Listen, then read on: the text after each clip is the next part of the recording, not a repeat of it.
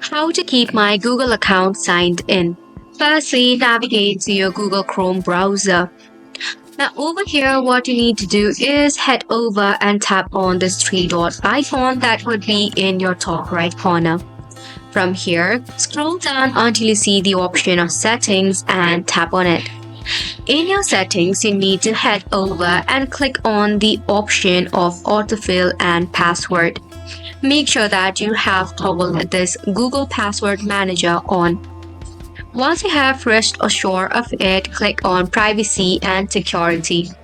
Over here, you will see third-party cookies and make sure you always allow third-party cookies option. Once you do so, you can head back from here and make sure you do not delete browsing data consistently. If you do so, it will be deleting the history, cookies, cache, as well as your account information. Once you have made sure of all of this stuff, your Google account will be signed in. So that's it for the video as well. Hopefully this was helpful to you. Thank you so much for tuning in.